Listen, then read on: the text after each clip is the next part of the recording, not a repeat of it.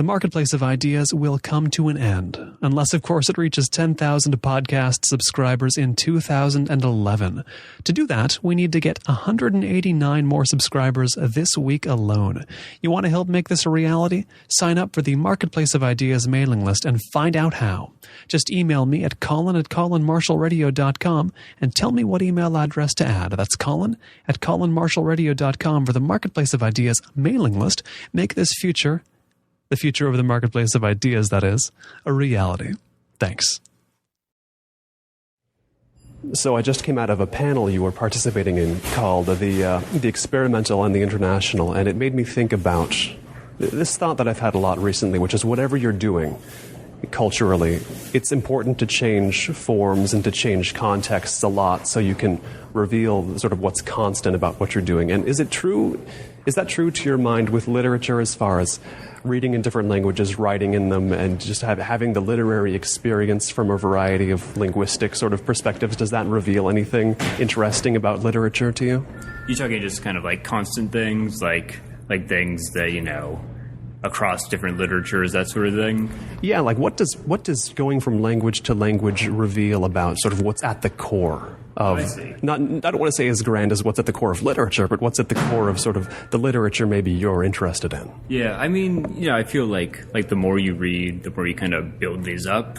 Like David Foster Wallace talked about something they called the click, which is kind of like, when he's reading a writer who he really gets, he kind of feels this click, it goes click, click, click, the more he gets it. I mean, I think it's kind of like that. Like, a lot of times you're just reading a whole bunch of stuff, and some of it, it's really clicking for you, some of it's not. And I think over time, you really build up a set of aesthetics or a set of ideas about the things that are going to be really core. And, and this can be in any kind of literature, in any kind of writing. Just, the more you read, the more you kind of add to this idea of, what defines your aesthetic as a reader.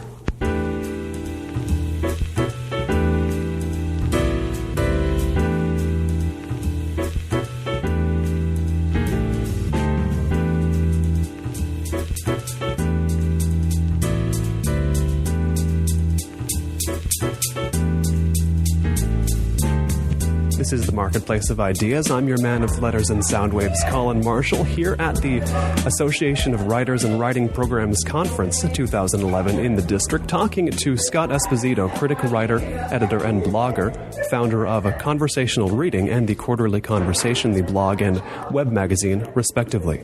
Now, this panel, of course, talked about, it was, as I said, experimental and international. Both words are kind of vague. Both words seem to me, though, to reflect your literary interests as I understand them from your project. What are the experimental and the international to you? Sure. I mean, well, I feel like, the international is just basically anything that's coming from outside of our borders. I mean, that's easy to define in a very vague sort of way. The experimental, I think, is a little bit harder.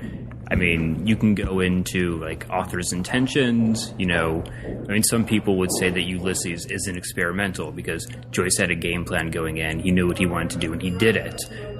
Those people might see experimental more as just kind of, they don't know where text is taking them. But if you look at it like that, I think any author doesn't know where a text is taking that writer as they're doing it. So, it's a tough question. I tend not to use the label experimental too much. I found a lot of books that might seem conventional to be really kind of upsetting or really interesting to me in different sorts of ways. And books that might be labeled experimental, just really kind of seem like a whole lot of nothing to me. And I noticed that in your writing as well, you don't really bust out experimental very often as a term, but is there also an element of, how to put it, that the word experimental in some senses has become kind of a scarlet letter, that a reader who would enjoy a book gets put off because the word experimental gets thrown around in the conversation around it? Oh, sure. There's that whole lineage of essays by Jonathan Franzen about difficulty and that kind of stuff. Yes. And on the other side of the thing, people wear it as a badge of honor. If you walk around this conference now, you'll see people who really take, their experimentalism very seriously, and it's something that they do. I feel like on either side of the equation, when you're making so much of it, you're really clouding the issue, which is the book, and it's how you react to it. I mean, I'm a real big believer in creative criticism, which is the critical response should be something as interesting and original as the book itself. So I think the reaction is just as important, and that can come from all kinds of texts. What have you learned so far about attaining, I don't want to say the ideal, but sort of achieving a level of creative criticism, of making criticism as interesting as the book? I mean, you can't really directly reflect the form of a book in your criticism of it. So what can you do to make your criticism creative criticism? Sure. I mean, I think that kind of gets back to the idea of translation. It can be kind of an interesting mutation of the original text. I mean, Jeff Dyer, he's a big kind of writer in this whole vein of creative criticism, or maybe Nicholson Baker with his book You and I. It's really just kind of finding this kernel of something that you respond to very viscerally in the text, and kind of making that your kernel of this long essay or book and just seeing where it takes you. It's kind of developing an obsession that's born out of the original text. Now, what have you learned about the kernels that you find in the books that you respond to that you can build your work of creative criticism on top of? I mean, are there any commonalities to these kernels across authors, across books? Oh, sure. I mean, I like the writer Enrique Villa-Matas a lot. He's a Spanish writer. He's had 2 books published in English so far by New Directions, and they're going to be publishing another one in May called Never Any End to Paris. And I mean, I think he really kind of defines this lineage of authors, going from like Joyce and Kafka and Musil down through the years to something that he's doing. I mean, he's someone who really has developed this set of ideas and this aesthetic that kind of guides him in what he does. It comes down from this lineage. I mean, I think the aesthetic is kind of this idea that, reality is something that you're never going to touch. Truth is something that you're never going to touch. It's a mirage that you're chasing after, and you just kind of want to exist in that chase. That's where you find it most interesting, and you're just kind of exploring that labyrinth there. And for me, I mean, I think that would be the thing that I respond to the most in books is, do I feel like I'm thrown into a labyrinth? Is it an interesting labyrinth that I want to be in? And that's where you can really kind of start to cultivate your own areas within it. You mentioned the word labyrinth, and so I would imagine when you're describing your reading tastes, one name you can fall back on often is Borges. Oh, yeah, absolutely. I read him. He was actually one of the very first texts that I read kind of when I was really becoming a reader. And he's always been a big foundation ever since. And you mentioned in the panel that the word Borgesian, though, has come to be badly overused. So, I mean, what's the danger in his profile getting so high and his reaching the status of an author you can always use to describe what you like in a book? I mean, is there any danger of I don't even know how to put it, but of him being towering so high over other authors you could name who do a different thing, but who nonetheless get lumped in with him because it's this wide spectrum of what you just described of authors who make these labyrinths? Oh, absolutely. I mean, I feel like, when you're writing about anything, precision is very important. I mean, those are the writers I really like, the people who can really define things or can really kind of separate between 2 things that are very similar. And, I think that this is kind of the same problem. I mean, Borges did a very specific, very particular thing. And if you're really going to kind of talk about his writing, you should have some idea of what that is. And I think if you are aware of that, you're going to be preventing yourself from just kind of lumping all these other people in with what he did. I mean, these are people. These are people with their own ideas, very distinct bodies of work, and it doesn't serve them just to kind of say, oh, he's doing what Borges did. Now, you work at the Center for the Art of Translation. You're here with their table at the book fair, in fact, and you were just on a panel about work in translation. Is your interest more with translated work, or is your interest with work in other languages, with work in the original? Because I think of them as 2 different things, but are you more interested in one than the other? I'm interested in interesting work. I mean, that's what, this is what I always tell people about, a lot of people think, I work a lot with translation now. I have some kind of a stake in translated literature. And really the way I got here, I just followed the things I liked. And it happened to be that stuff coming from other countries is really what appealed to me the most. So, that's how I got there. I think, obviously a translation comes from a certain place, and I want to be aware of the original text. But I'm interested in just interesting books. So if it's a translation, that's good. If it's the original, that's good too, as long as I can read it. I just like good books. Is a translation a new book? That's a thorny question. I mean, I think there becomes a point where it can be mutated enough that it is, but I'm not one of those people who says, you're reading Natasha Wimmer, or you're not reading Roberto Bolaño. When someone is actually going so far as to replicate sentence structure based on a template that has been set down by an author, I can't really say that's a separate book. But then again, like some very loose translations that have been made, by a lot of great writers, those probably are separate books. What regions of the world have really been strong as far as producing your favorite literature? I really like the Latin American world, or just the kind of the Hispanic world generally. I feel great affinity with that culture. I feel like kind of in the modernist era, which is an era that I like a lot, that was where a lot of the interesting work was going on. I like a lot of French literature, probably for the reason a lot of people don't like it, the whole philosophical, existential edge to it. I think those are probably the biggest regions for me. Sometimes I will read your work described, whether it's in Conversational Reading or the Quarterly Conversation, as being championship of difficult books. And that's a little too simple, and I don't think you would entirely agree with that, would you? No, I don't think they're difficult books. I mean, I think the bar for difficulty has been set way too low, and I think a lot of this talk just serves to scare people off from attempting to interlock with things that they're actually going to find interesting once they've given it a little time. Yeah, I'm interested in books that are going to give me a new perspective on things, or upset my assumptions. It's kind of going to rile me up a little bit, and sometimes those books get labeled difficult, but that's really what I go for. In the panel, you mentioned Stieg Larsen's novels and the recent New Yorker article, which I very much enjoyed. Why do people love Stieg Larsen's novels? And by any really literary measure you could come up with, these aren't good books. So seeing one of these books in translation succeed, but yet it being sort of not a very well written book or well constructed, maybe you have a different opinion on that. I mean, what does that mean to you that those are so successful? It's just like anything else. I think in the marketplace that gets successful, if it wasn't going to be that, I think it would have been something similar to it. These people just kind of latch on to things and they become phenomenons.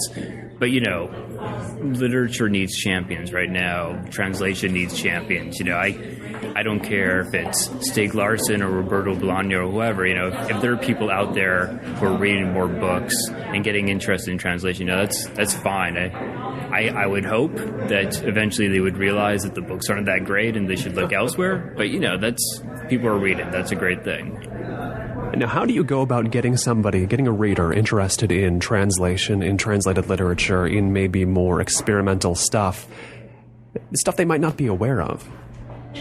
I always just take a very simple approach. Maybe I don't think about this quite enough, but I just think, I want to identify whatever in a book as it being interesting to me, and I want to describe that for someone.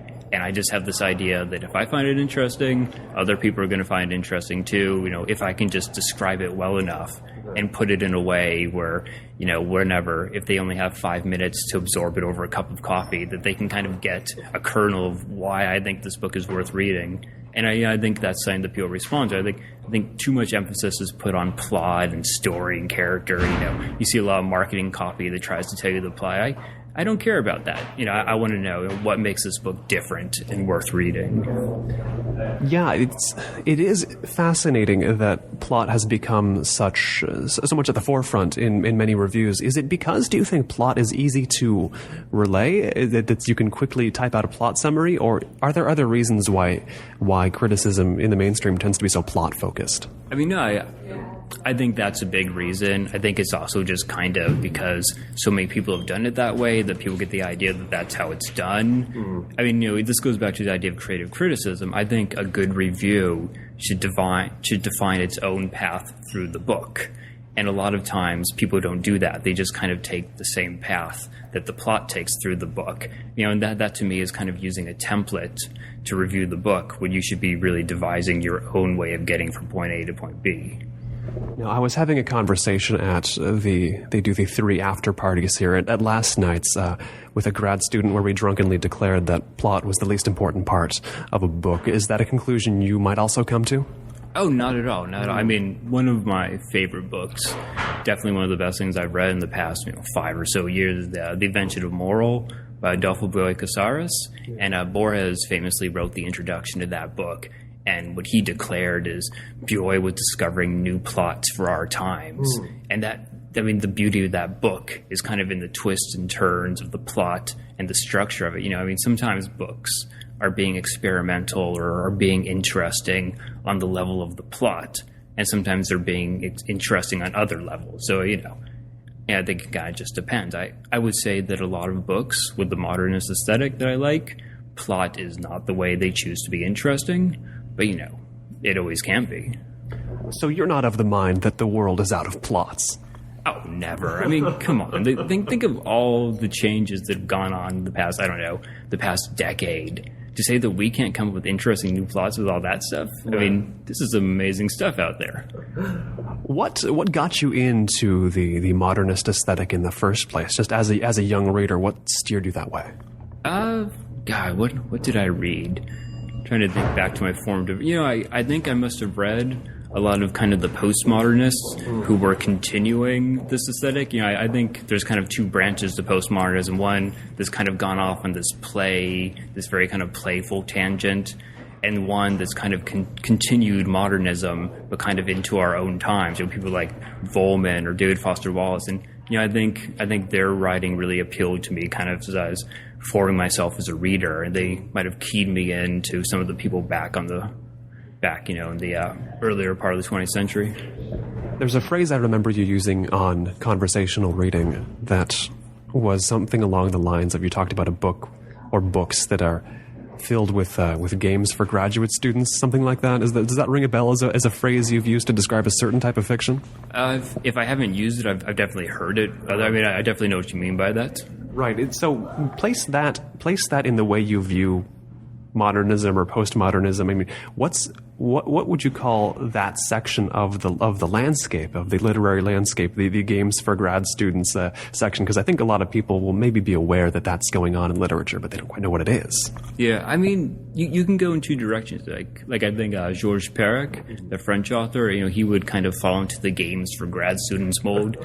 But I think, with him, they're always with a purpose, or they're always more than a game. I mean, you can take a segment of Life, a User's Manual, and you can just read that and read it again and just really get a lot out of it and just think about it for a long time. And that's an interesting game, something more than just saying someone threw together with your head.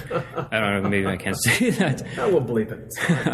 But then there's kind of the other games for grad students where, it's more like, people just want to read a book for the sake of reading it so they can make some kind of a monument to themselves, or, their own kind of response to it. And, a lot of times I think that's just dry, or that's just more about the writer, and those kind of games I don't think I like so much.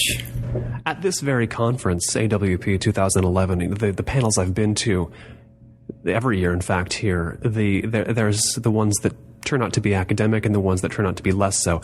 This panel you just did was one of the ones I would consider not to be academic, and I say that because I enjoyed it more. I enjoy the ones that are less academic because they're not as anxious about everything. The academic side, I just perceived so much anxiety and a lot less enthusiasm for literature. Interestingly, is that a divide you see here as well, or do you think I might just be making things up?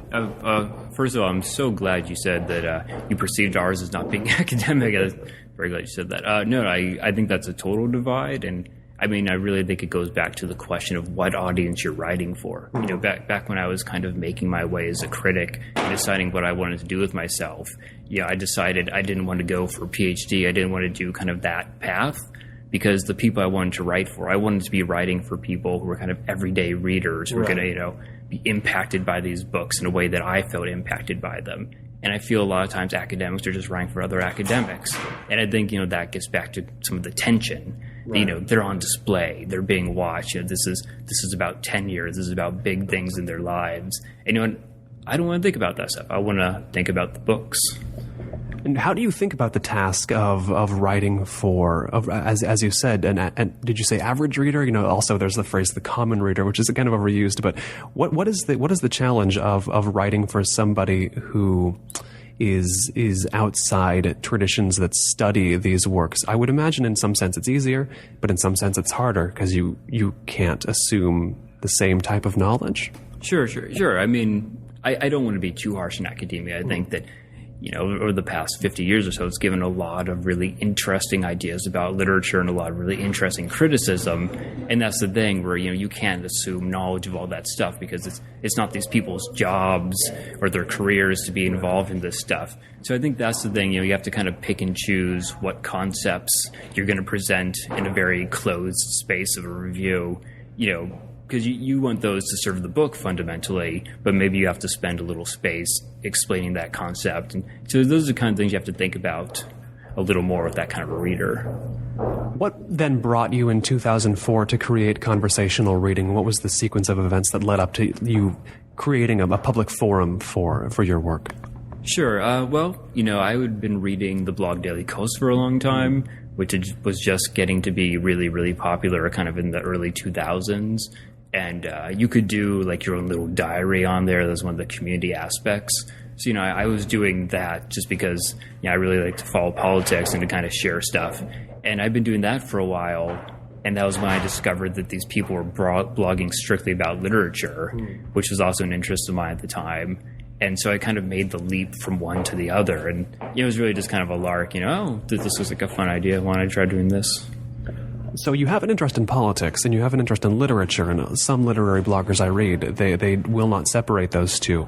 But it seems to me that with your work on literature, you're focused primarily on aesthetics, and if politics gets in there, it's in a non-obvious way. Is that sort of a correct reading of your work? Oh, yeah, absolutely. I mean, I exist in this, frothy broth of politics day in, day out. San Francisco. Yeah, I mean, it's all around me, and I really want the site to be this place where you can go, where you can count on not having to see any of that.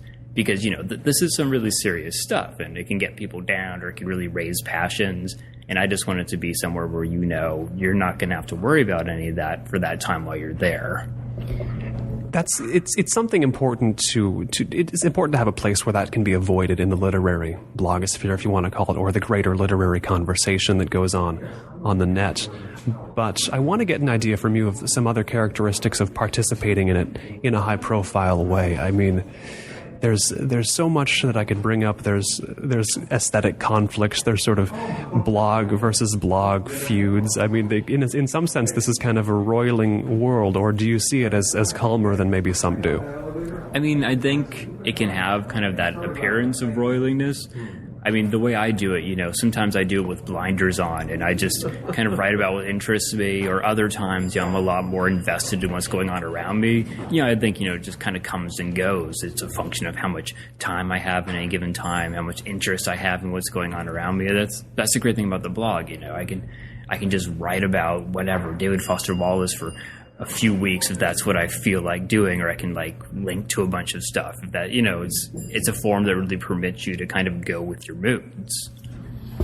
And then the development of the quarterly conversation, that wasn't long after you began conversational reading. How did you decide you wanted to have that venue as well? Yeah, I mean, I didn't really decide that I wanted to have it the way that you see it now. It was just a real kind of, oh, gee, I can solicit some articles from people. It'll be nice, it won't be that much work. Why not? Let's do that. And then, just kind of developed its own momentum. It became its own thing. It really took on a life of its own. It's kind of a cliche, but now that I've lived it, I really know what people mean when they say that. And here I am now, 5 years later, and it's kind of turned into something that I never thought it would be ever. In terms of simply of the scale, or has it changed in character in a way you hadn't been able to predict? It definitely in the scale, and I guess, the scale kind of goes with the character. It's a lot more kind of a professional endeavor now with a lot more people involved that I have to rely on. Every now and then I think about really taking it to a level with, with financing, with offices and that kind of stuff. That's, right. That's a whole different set of assumptions than really what I began with. And as far as getting articles from other writers, this curatorial mindset, I suppose you could call it, I want to get your view on that because, of course, you don't... I suppose if I were to start a magazine tomorrow, my first impulse would be great, whereas people with the same sensibilities I have, but then I would think, no, wait, I want people with the opposite because then it's varied. So where do you land on that? How much of a defined sensibility do you want the quarterly conversation to maintain? I want there to be very little defined sensibility. I really like the idea of having different people saying different things, even about the same subjects. And that's been one of the nice things about the magazine. A lot of people have seeked me out after they saw it wherever. And these people have broadened my own perspective on literature, my own ideas, my own set of writers that I like. And that's what's really nice about kind of being at the focus of the whole publication is that all this stuff kind of flows into me eventually. And, I can just kind of take it all in, and it's very stimulating to be there. Right. As far as the type of books that are focused on it, I mentioned off mic beforehand that you have a page on conversational reading, interesting books for each year, and when they come on the horizon, you put them on there, and it's been a handy way for me to find guests for this year on the show. But how do interesting books get onto your radar in the first place? Is there a pattern, or is it just they show up in your consciousness in all different kinds of ways? Yeah, they can come from all kinds of sources. I spend a lot of time just kind of looking through catalogs, seeing what's been listed up on Amazon, just seeing what new is interesting. But then, they can come from all kinds of ways. Sometimes the publicist's pitch will really strike me. Sometimes, a friend of mine will just be pointing me to something. They come from all kinds of places. Who's doing really well, publisher-wise? Who's putting out the most interesting stuff at the moment to you? Oh, that's a tough question to answer. I think... in terms of translated literature, I feel like Dalkey, Open Letter, Archipelago, they're doing some really strong stuff. But then, we're just in this panel, and I feel like Ugly Duckling is doing a whole different aesthetic, a whole different kind of set of styles that's really interesting that I'm just finding out about now. In terms of large-scale commercial publishing, it's a lot harder to say, because their catalogs contain such multitudes, and someone is in there that I really like, but I feel like that doesn't really define the endeavor as much as it would with kind of a smaller press that I'm more keyed into. This seems to me to be an era, really for me, the era of small presses as a reader, because I find more and more most of what I read comes from small presses, and I don't know why that is, but have you found, it sounds like you might have found the same. Oh, sure. And I don't mean to dog big presses either. There's a lot of great stuff coming out there too. But I guess, it's that whole long tail niche kind of thing. In Argentina, a country with literature that I really love, there's just hundreds and hundreds of what they call micro presses, and these are just people kind of doing titles in their basement. But this is some of the most exciting stuff out there, and it's all about just kind of putting the book together and trying to get into readers' hands. Who in Argentina is writing great books right now? Oh, well, Cesar Ira is just huge. He's beginning to develop a reputation up here, finally, but he's just one of the most interesting writers I've seen. He has this really really unique approach where he's done maybe 70, 80 novels at this point, and they're all pretty short, and each one is an experiment in the sense that he has this method he calls the constant flight forward, and he just kind of starts somewhere and he goes, and he doesn't ever turn back, and so you can really kind of see the sinuous path that he takes through the text. But for that kind of a method, it's really amazing how cohesive and how kind of interesting structurally these books feel. On top of the fact that he's just a very inventive guy. I mean, you can just read kind of 1 or 2 page stretches, and there's just all these ideas just kind of blooming in there. The rise of Ira is certainly, it's pretty exciting to watch, and I learned about him through you, so I mean, you've been a big champion of him as well. And, I noticed, of course, his books are quite short, which is a trend I've come to like. I just wrote a primer on Jean-Philippe Toussaint, the Belgian novelist who also writes short books. Are you seeing more fascinating short novels, or is this maybe an Ira thing?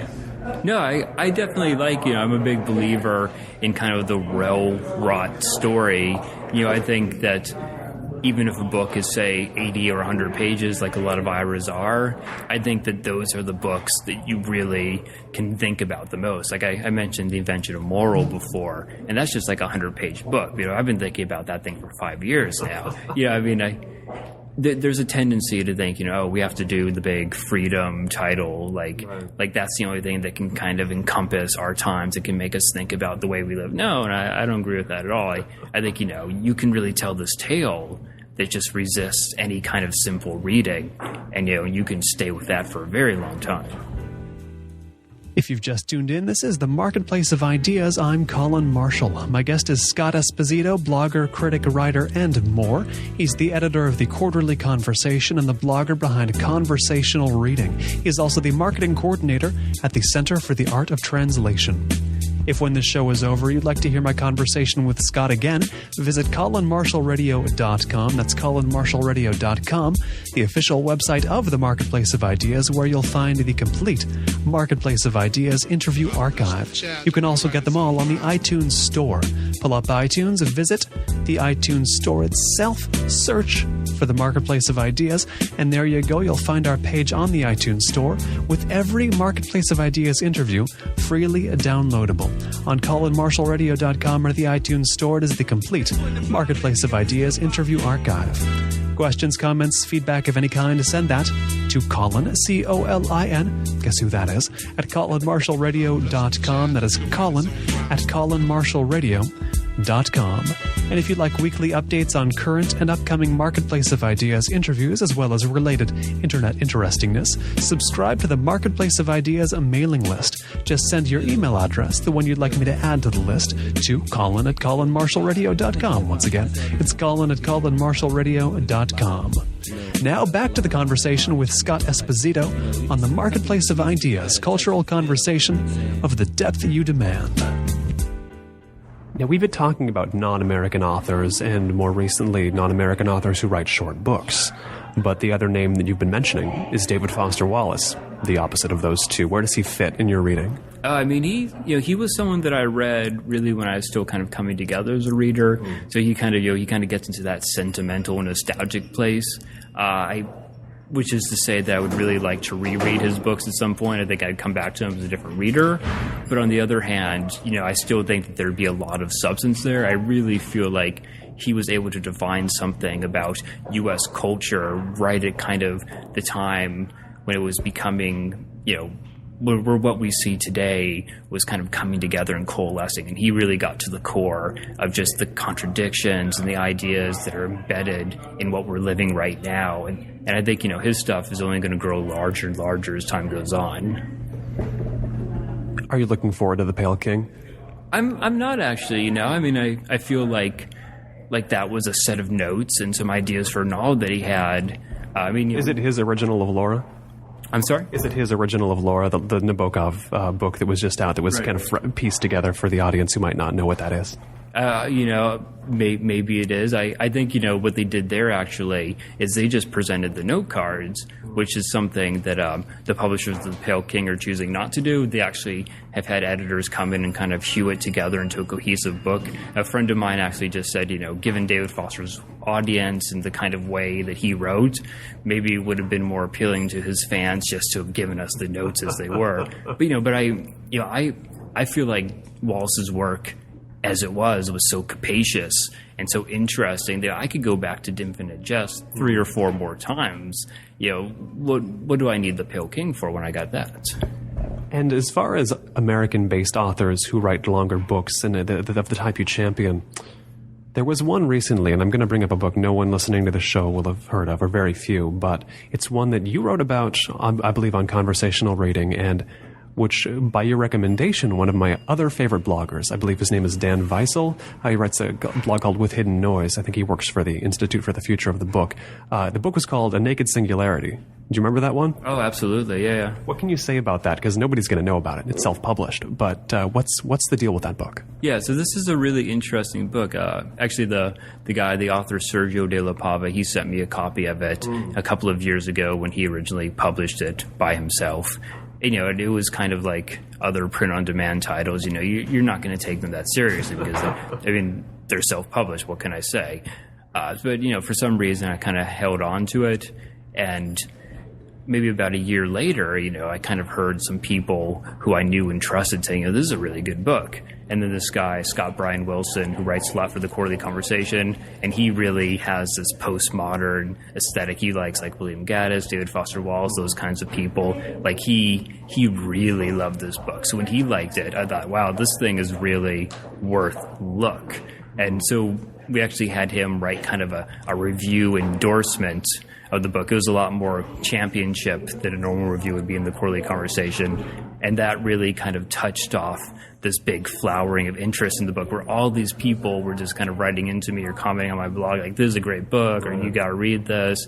And I guess people in other parts of the world, I heard like an Australian radio show picked it up and started talking about it. All these people are really very interested in the book now. And it's, it's an exciting bit of momentum. I'm kind of curious to see where this is all going to go. Maybe, the book is going to get picked up or something like that. One of the questions asked on the post on With Hidden Noise about the book was, why did the publishing industry fail this book? And is that something you've thought about as well? I feel like so many good books don't get picked up for one reason or another. Like we were talking about David Markson before.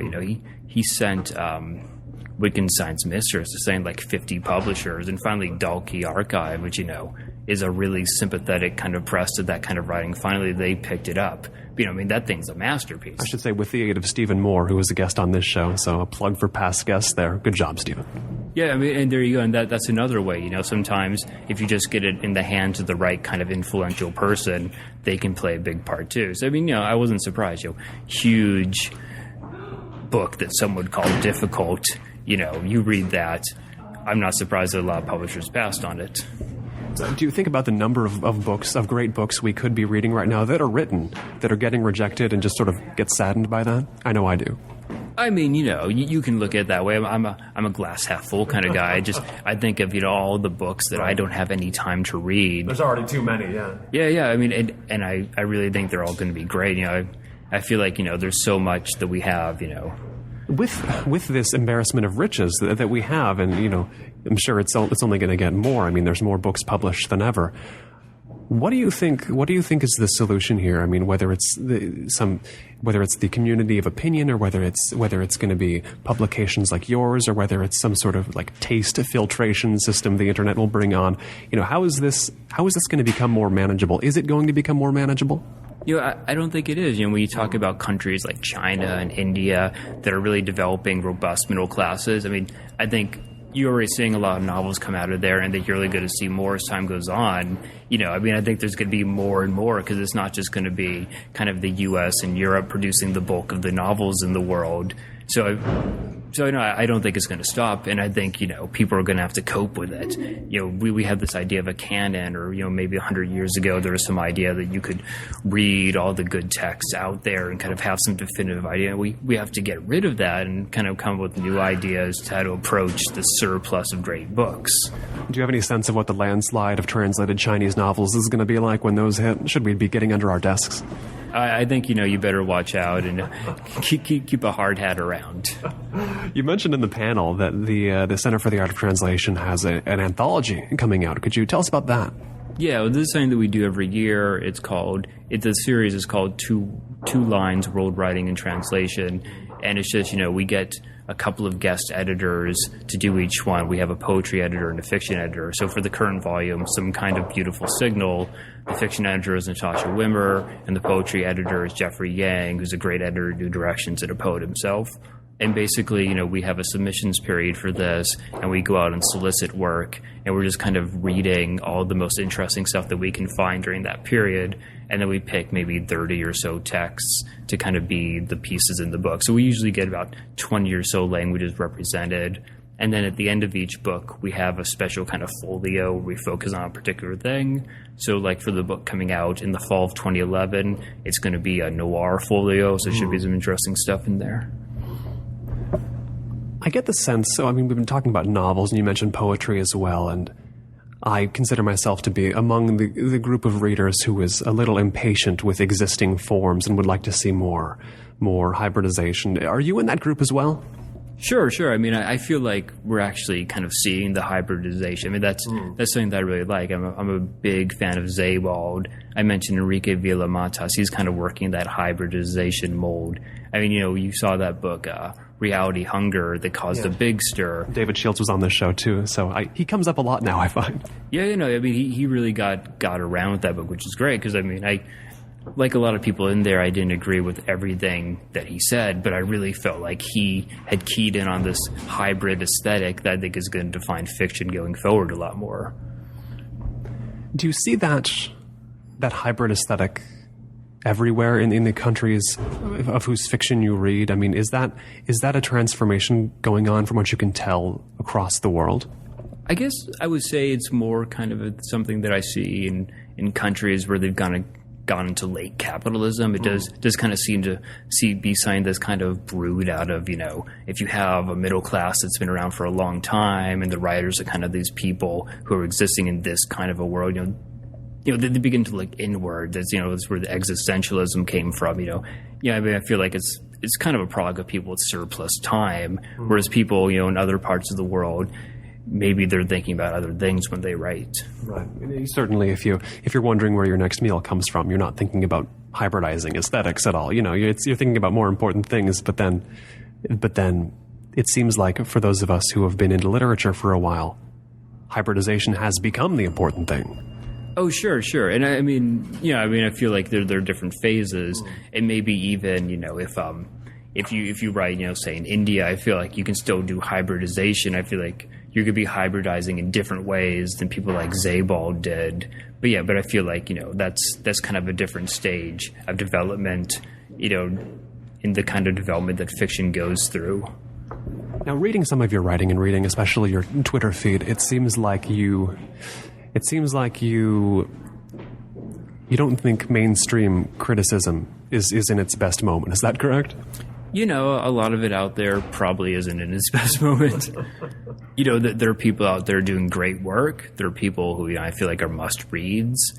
But I guess, by and large, I feel like criticism comes a lot from the newspaper industry.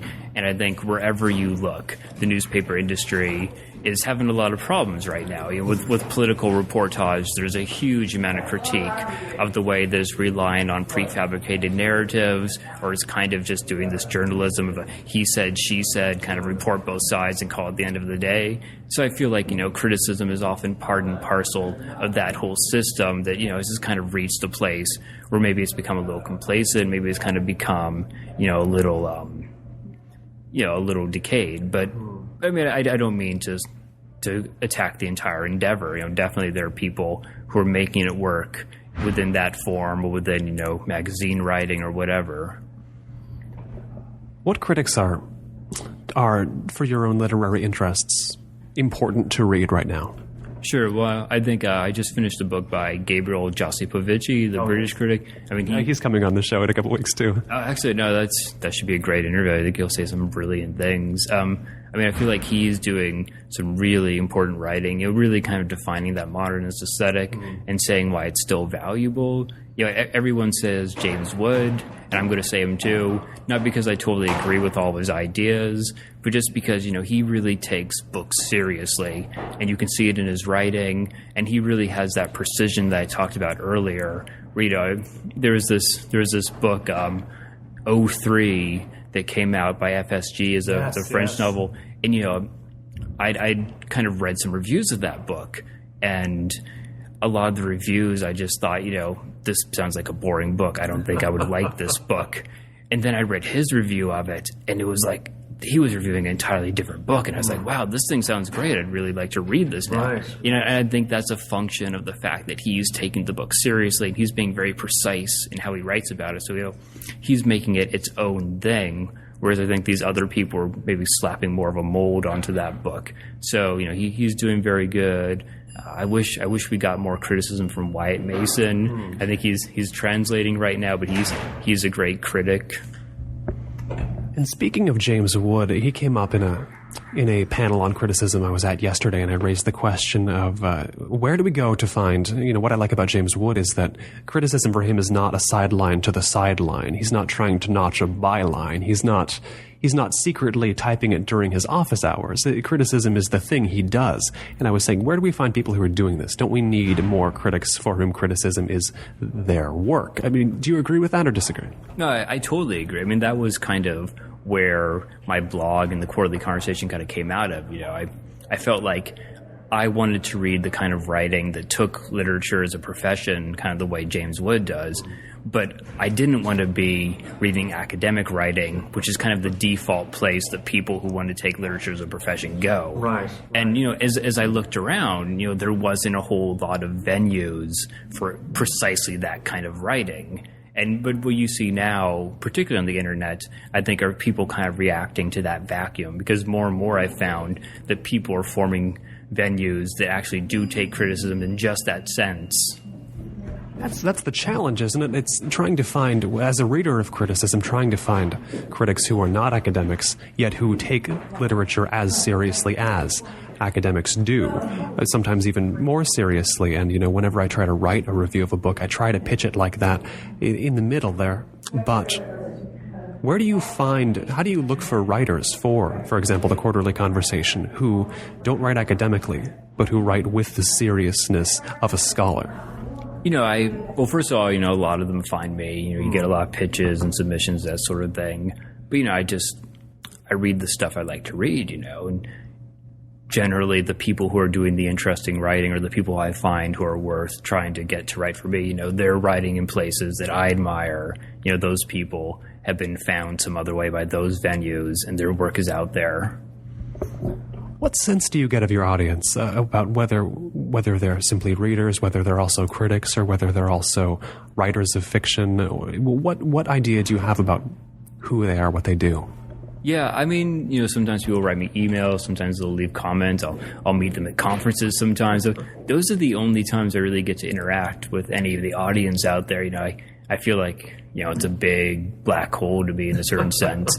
I mean, definitely, I know a lot of people in the publishing industry read the site because, I'll ask for a review copy, or maybe, they'll send me a pitch where I can tell that they actually do read the site, as opposed to a lot of pitches where you can tell that they don't. Yes. Or even, just like writers, they'll say, I really liked what you said about this book, or, you got me reading this, which was really important to me, or whatever.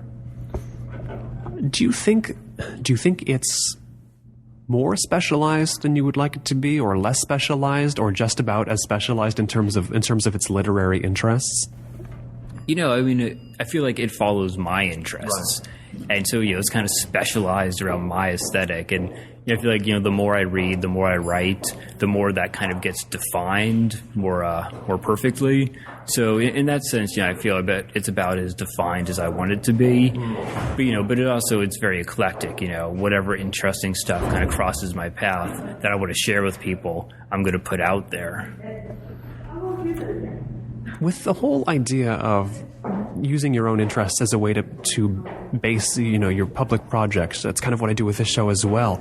And I want to get an idea of how you think of the challenge of that, because, of course, it's not necessarily true for either of us that our interests will also be the interests of an audience. But in the same sense, we're human and they are. So there must be some way to connect. I mean, how do you think about that? Yeah, I mean, like I said before, I really just kind of go with what I find interesting and take it on faith that other people find it interesting too. I mean, like you said, we're all human.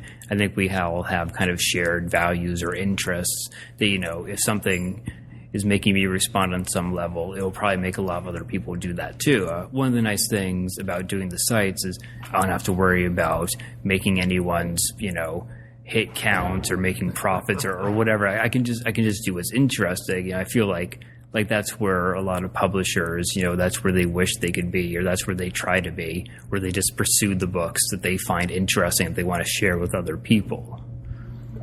In promoting the books that you find exciting, the books that you find interesting, the authors that you find interesting to people who might not have heard of them, do you have to explain why, say, a Jonathan Franzen isn't as interesting an author as they could be reading first, or do you just have to say, no, Cesar Ira is really cool? Do you know what I mean? Do you have to lay down why Stieg Larsson, you should maybe put that down because you could be reading something you'll enjoy more, or do you just talk about the things that the reader could enjoy more? Yeah, I like to focus on the positive on myself. I mean, definitely, if I feel like something is being unfairly promoted in the press, I'll slap my critique on it. Or, if I feel like, a book is interesting but has some faults, I'll definitely talk about the faults too, because I want to be honest with my readers. But, I like to go with the positive. I feel like if I just keep pushing interesting stuff, people who are reading Jonathan Franzen, fine, let them read that, but maybe they'll read this too if I, put enough good stuff in front of there. What are the books that frustrate you? Books that are exciting, but at the same time deeply flawed, books that you want to recommend, but you also want to disrecommend. I think every critic encounters a lot of these. Are they a presence in your critical life as well? Oh, sure. I mean, I read some books and, I'm just really keyed into them every step of the way, and I get to the end and it's just been this exciting experience. And I read these other books and it's kind of funny, like I feel something that keeps drawing me back to them, or I feel like something's there. But on the other hand, I'm just not syncing up. And that's a hard thing, because these books are obviously making me think. They're making me kind of expand my notions of literature. They're showing me something new, which is part of the reason why I find them so hard to get through. But on the other hand, they don't quite have that joy where, when you meet your other in literary form and you two just have a harmonious time together. I definitely do see books like that, or I'm a big proponent of the flawed masterpiece, the book that is just a wonderful book, but it has this flaw, and that's the flaw that makes it human, right? What are some of the canonical flawed masterpieces to your mind? Yeah, that's a tough question. I mean, off the top of my head, I'm probably not going to think of the best examples, but I feel like something like, maybe like Gravity's Rainbow, like where I really went in and out. I had some stretches with that book where I just really loved it. I had other stretches where I didn't, but that's the thing, he was really doing his own thing there. And I think that's, you have to accept some stretches where you're just not with it in order to kind of see the totality of, this guy's vision for what he thinks fiction is. Maybe that's, where the flaw from the flawed masterpiece comes from, where, that part of the vision just isn't coming through, but that, has to be part of the book too, for this guy really to see his idea through to the very ends of it. Do you think of these books as extensions of their authors, or as entirely separate entities from their author that happen to have been made by their author? Does that question make sense, first of all? I can interpret it in a certain way, so it makes sense to me. I don't know if it quite makes sense to me the way you intended it, but no, I do. Famously, someone asked Tolstoy what Anna Karenina was about. And he said, if I could sum it up in less words than I used to write the book, I wouldn't have written the book, right? And I feel like that's the thing. Like, some people propose their ideas philosophically. Some people, whatever, they'll go and dance, or that's how they, kind of express themselves. And I feel like fiction writers, this is how they work through their ideas and present them to the public. So, I feel like, in any great work of literature, this is someone who's thought very hard about this set of ideas and wants to explore them. So I think, it really is an extension of who they are. And that said, what right at this moment, I mean, what books are you really looking forward to opening up and to getting read? Just purely at this time we find ourselves in February 2011, what are you really raring to get open and read? Yeah, well, I mentioned Enrique Villamatas has a book. Cesar Ara has one coming out this year. There's going to be more from New Directions. They're really putting them front and center in a nice way. Dalkey Archive is doing a nice new translation of Impressions of Africa by Raymond Roussel, which I think is going to be a really interesting book. Yes. That's the one where he didn't leave the camper, right? I believe so. I don't have I have a kind of a foggy impression, but I think it's something along those lines. Yeah. Just to throw a U.S. author into the mix, Chris Adrian has a new book coming out. I really like The Children's Hospital that he did a number of years ago. Do you have sort of dream releases, like books you would just love to see translated but are kind of nowhere on the horizon as far as getting into English, or authors or regions you'd really like to hear from that just aren't getting into English or getting into the market in a big way? What we did with the Quarterly Conversation back in the fall of 2009, we did this feature called Translate This Book. We talked to 60 or so people, a bunch of translators, some foreign writers, some domestic writers, publishers, just all kinds of people. And we asked them, what book that you can't read right now in English should be translated. So I think a lot of books on that list, just as I was reading it, really seemed like books that I would like to read one day. There's also, we're going to be doing an article in the next issue of the Quarterly Conversation that's written by someone out in Spain. It's kind of an adjunct to that, Granta 20 Best Young Spanish Language Novelists that they just did. And this is kind of pointing out a bunch of people who weren't in that book, because obviously, they're only doing 20 or so writers. They can't be all inclusive, but some people who are also doing very interesting things in Spanish language, or maybe they're working genres that aren't quite fiction, which is another reason they couldn't have been on that list. But just a lot of people who are talked about in this essay sound hugely interesting. I'd love to read some of their work. Is reading a culture's literature, to your mind, the best way to gain entry, in a sense, gain intellectual entry into that culture? Sure. I mean, I feel like the best way to experience a culture is to experience it.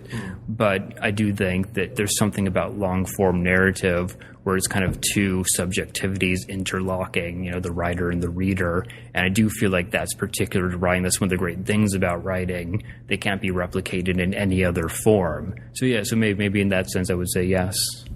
And one of the questions brought up, of course, in this panel was whether, if I've interpreted it correctly, whether and how a translated work is an experimental work by the very nature of having been moved from language to language.